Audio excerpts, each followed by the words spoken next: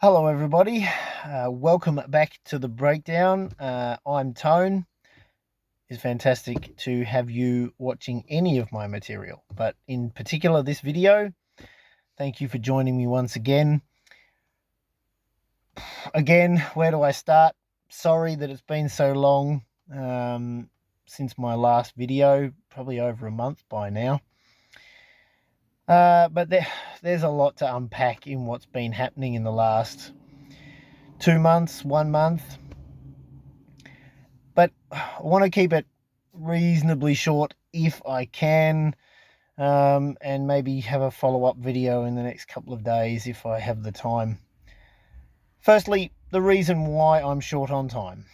I recognise that things have moved forward like I thought that they would, but perhaps a little faster than I thought they would, and that has put me in a position where I need to, or I deem it necessary, to put as much effort as I can into preparation. Now, I was already preparing in 2020, 2021, 2022.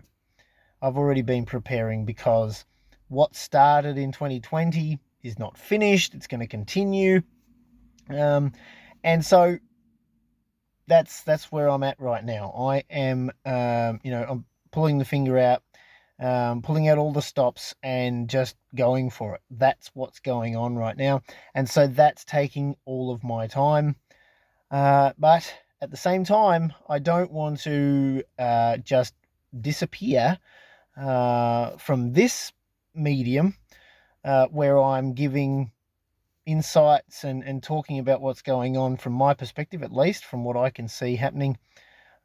Because I do know that even though I only have a humble number of subscribers, you are important to me. The truth is important to me. And so I'd like to try and bring the two together using this channel as much as I can.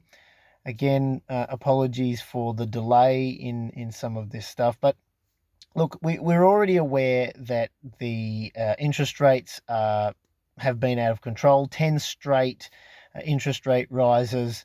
It's unprecedented. It's never happened before. Again, it's all part of the plan. Don't be disillusioned by it. It is part of the plan.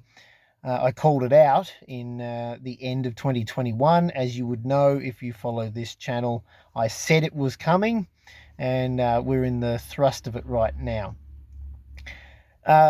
Something that is really important to note is that while we would probably expect in a high inflationary environment and a interest raising environment that banks would be benefiting greatly. Now, you might not be aware, or you might be aware, but there are some banks over in the US that have collapsed. Now, it's interesting.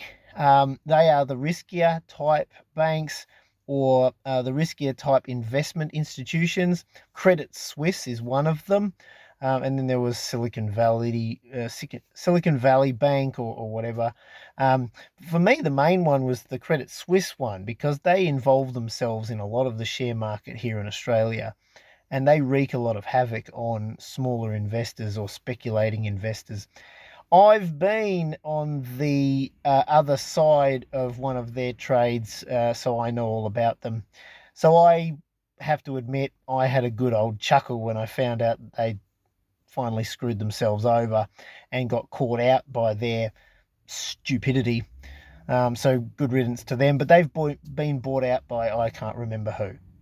But it's interesting and a key point to talk about the fact that in a high inflationary environment, when interest rates are rising at an unprecedented rate from a record low like we've come from, that banks are not immune to it. They are under the pump.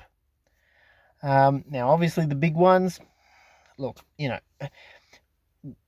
when banks start to do this, you got to wonder: are they all in the same boat, or are there different levels of banks? I'll leave that with you because I don't really know. I do know that the bigger banks will never be allowed to fail. They'll be bailed out or bailed in We've already covered that on this channel, where the bail-in laws are, you are unsecured creditors to the bank if you've got cash in them.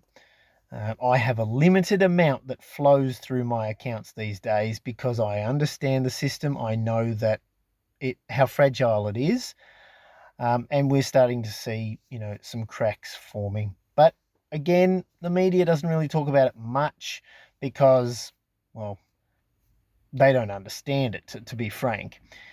And look, just the way that the media, I'll do a little side note away from financial just here for a moment. I was listening to the radio as I do my job this morning, and there's a little bit of increased chatter about this and the effects that it had on people, adverse effects and those sorts of things. That's starting to be talked about now.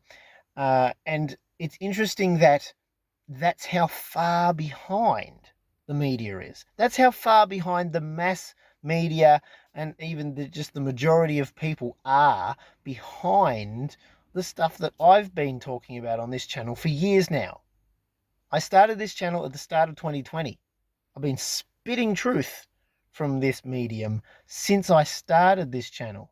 And there are things that they're talking about now that I was talking about 3 years ago, before they even started to push this stuff onto you and me.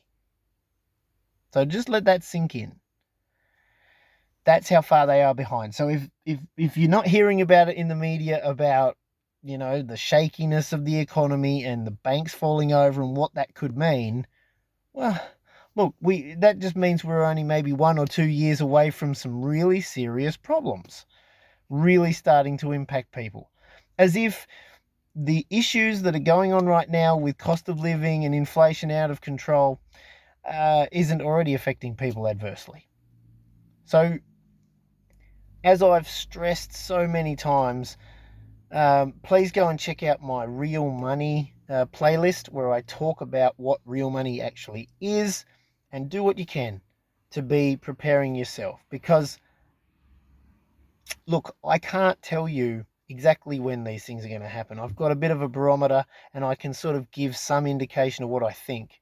But the best thing you want to be doing is preparing for the worst and hoping for the best. It's never going to hurt if you've got real money in your possession and you never need to use it in an emergency, and it never actually eventuates. It's still going to be worth something.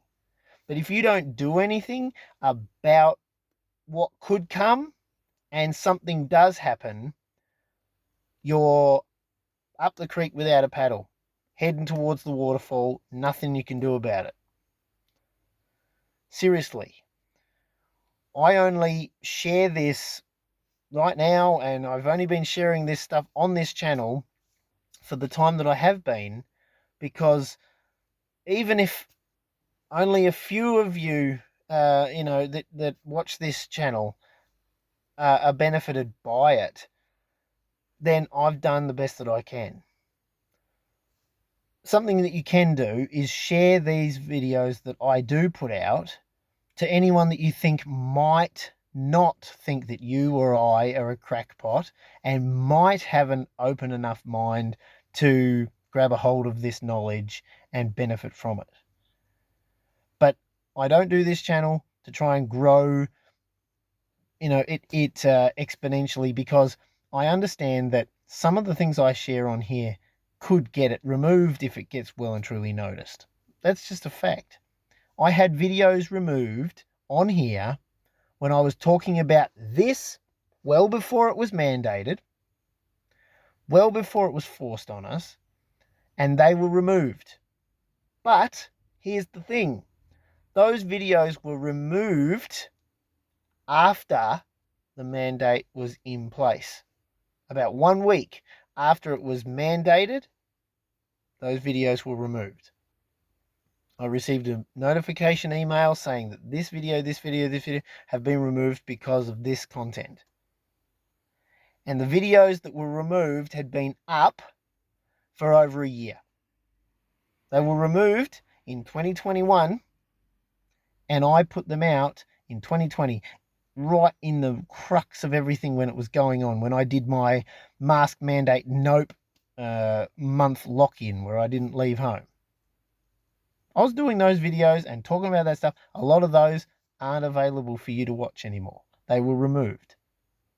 So I understand the impact that these videos could have if I got bigger, and I also know how much they don't like me spitting these truths. So, but at the same time, it's not going to stop me. They can remove me from here before it stops me. So share the videos if you think anyone might benefit from it. But regardless, I'm doing all of the things that I share on here. I'm doing them. And that's the point. You get people on YouTube spewing all these ideas and everything like that, but they just want a quick buck from you. And their heart isn't in it, and they're not trying to help anyone. They're just trying to help themselves. I'm okay with 40 odd subscribers on my channel at this point. I know other people that aren't subscribed to my channel have seen my videos, and that's good too. But anyway, like I said, I'm doing it. I love to do it. I want to support people if I can. This is one way I can do that. But at the end of the day, I'm doing all the things that I say on here, and that's about it. Now, want to get on to... I'll get off my high horse a little bit, and dial it back a little bit. You might have heard about the superannuation stuff, where anyone who has superannuation that is over $3 million currently, or at any point in the future, that's something that we need to cover. But at the moment, anyone who has $3 million in their superannuation account will be impacted by these proposed new changes, removals of concessions and whatever else. But the thing is, as inflation is, at 8% or 7.8% or whatever at last count, and that's what they tell us, it's higher than that. I can assure you of that. I just can't tell you how much it is. But they've been printing hand over fist for, the last 3 or 4 years. So, but as inflation moves like that, people's, if the threshold is left at 3 million, by the time the 4 years lapses and, we get round to the next election, because they're talking about taking it to the next election, even more people will have reached that threshold of 3 million. And then perpetually, because they're not talking about indexing that. And that's a key point we need to understand. If it's not indexed, then more and more people are going to have that 3 million, that 3 million amount in their accounts, and they're going to be subjected to this. But the underneath all of this, the point is this: superannuation was never supposed to be a honeypot, as some politicians have described it, of funds for governments to be able to dip their hands into. Now, I haven't spoken about this particular thing on this channel, so I can't call back to having these thoughts and understandings prior to that, because I don't have it on record. But if you want to take my word for it, that'd be fantastic. But I've understood for a very, very long time that that's exactly what their plan was for a very, very long time. Their plan was that you'd get this great big pool of superannuation funds. The government would creep in and take control of that. And so, a whole lot of investment funds take care of it right now, but eventually the government would take it on and say, this is the new pension fund. We will oversee it all. Thank you very much. That's where we're moving to. Let's go 10 years forward from here, and I reckon we'll be there probably. Again, that's a bold prediction, but, so, And that's why I don't put any extra in to my super. I've got super because I had to have it for a job I had in the past. Going on about 10 years ago now. But, and so that I didn't lose it, I have dipped a little bit extra in because they said, look, unless you put this much in, it just goes over and puts it into a different pool or something like that, which gives me less control. So I didn't want that to happen. But other than that, I haven't put any into it. And I only put a little bit into it and everything just so I could hold that control because maybe I'm wrong. But by and large, I believe I won't be wrong. And so I don't want to be putting a whole lot into that I can't touch without, tax implications and everything like that. It's just going to sit there. But I'm treating it as if I never see that. I'm treating that amount, however much it is now, I'm treating that as if I never get to use it. I never get my hands on it. It never benefits me.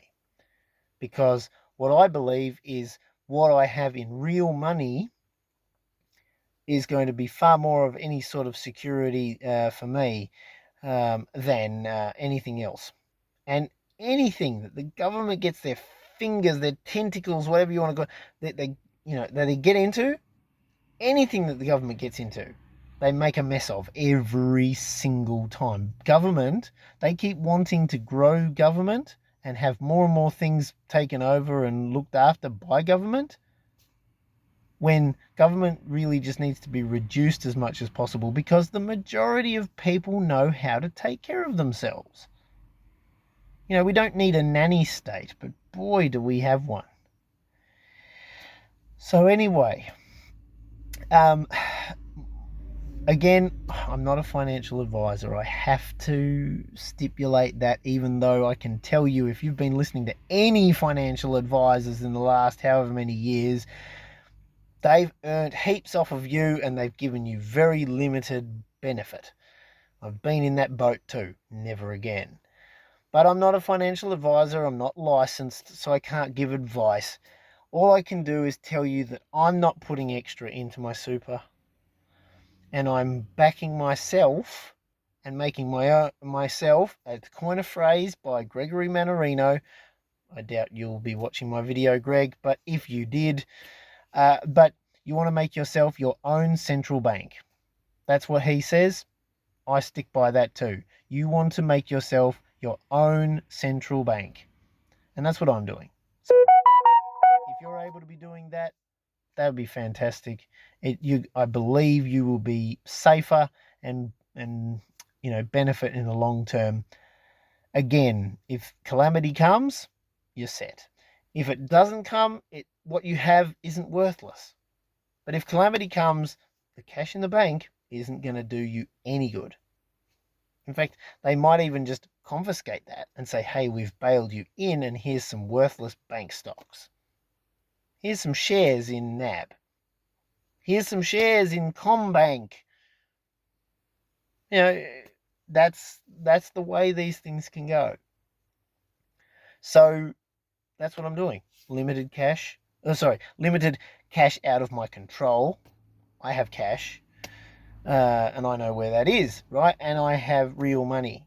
But the amount that actually stays anywhere that, government or banks can get their tentacles on is very limited and will remain so.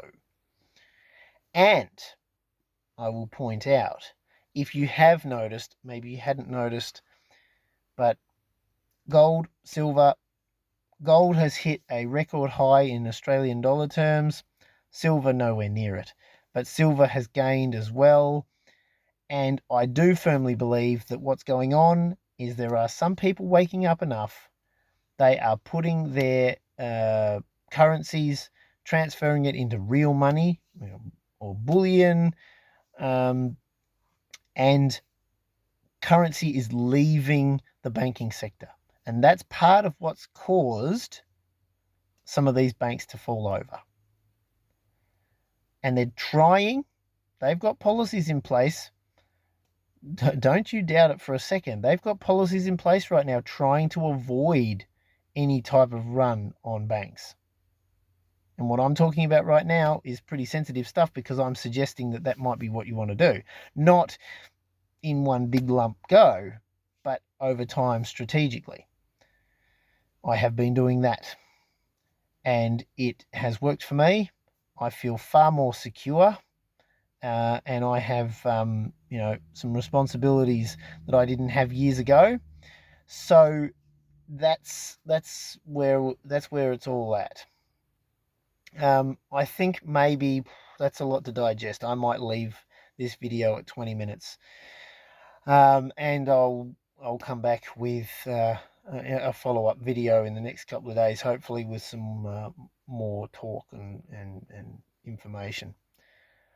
But I want to leave you with this.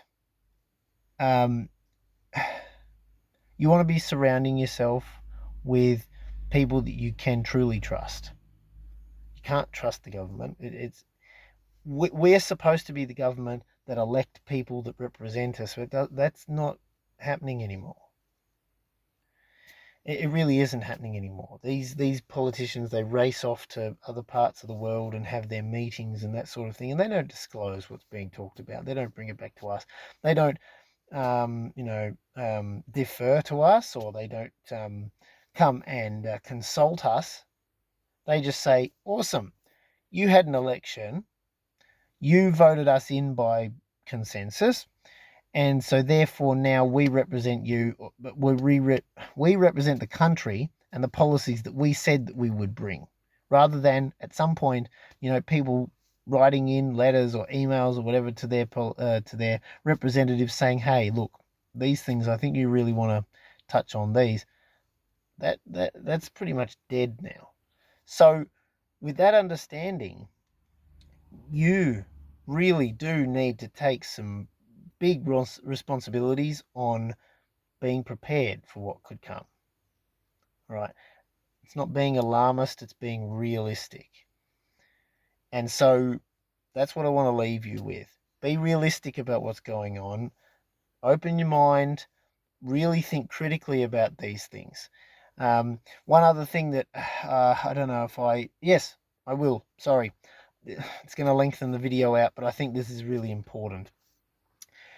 In the face of gold and silver getting a little bit more popular, and people deciding, hey, I want to have a little bit more control in my life and make things a little safer for me. I don't know, again, if you would be aware, but there was I've got to phrase this right and not get myself into trouble. There was a program on our national broadcaster, maybe a week and a bit ago, talking about a mint over on the western side of our country, in the city of Perth. We'll have to leave it at that, just so I don't get myself in trouble. It's a pretty important mint that we have here in Australia, and a lot of product comes out of there. Long and the short of it, they were saying that it's now been proven, or they were able to trace back a couple of bars that weren't pure gold, and it's got links to the Dragon Country, and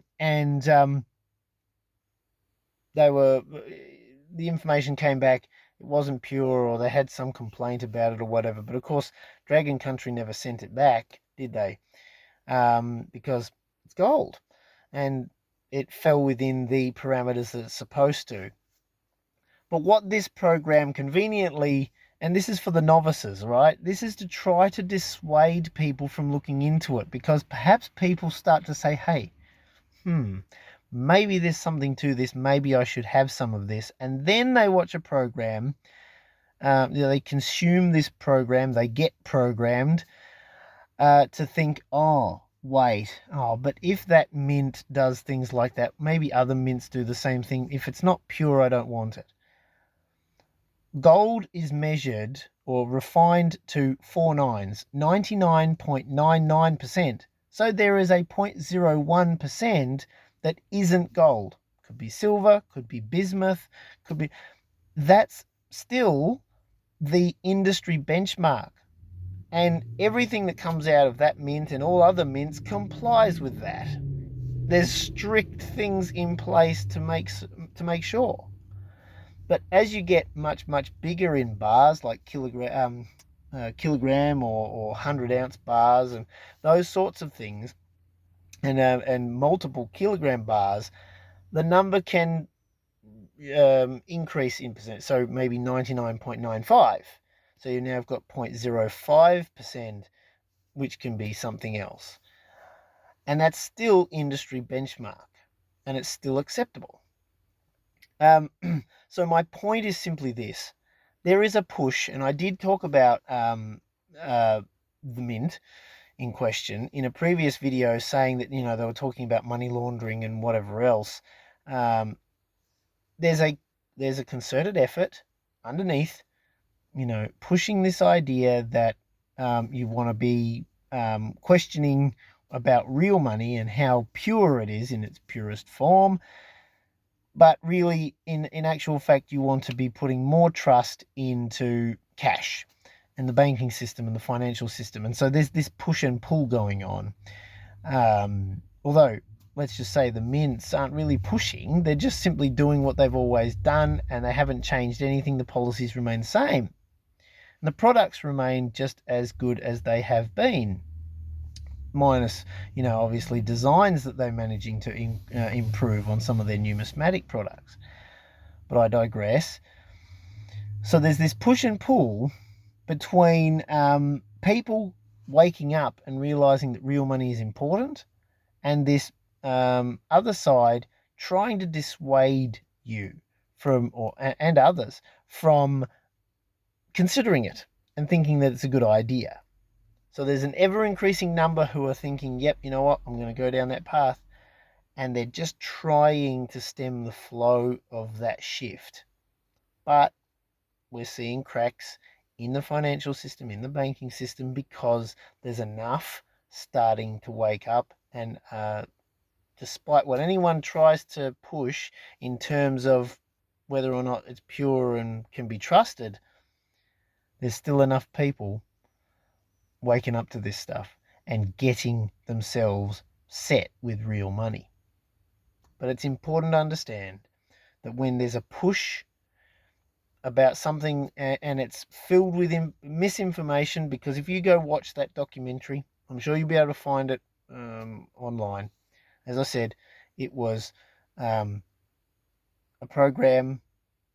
We just imagine a square has four angles, four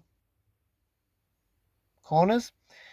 On our national broadcaster, you'll be able to find it there. It was talking about gold.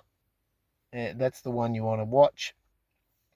And then just listen to all of what they say, do your own research, and then put it through that common sense filter. And you'll realize just how crazy wrong all of it was, and how much of a propaganda stunt that it was, really. It's really important to understand that when there's pushback on these things, there's a reason for it, which just ever enhances the whole point about why we really want to be setting ourselves up with real money. Anyway, as I said, sorry that's expanded the video a little bit longer, but I felt that was really important to cover as well. But I will leave it at that. Thank you so much for joining me on the breakdown. I really do appreciate your time. I hope this has been a helpful video. Leave some comments. Please leave a like if you're so inclined, but leave some comments and questions if you've got any. It's really great to be back, leaving some material here for you to watch. And until next time, I'll see you in the next videos. Take care and God bless.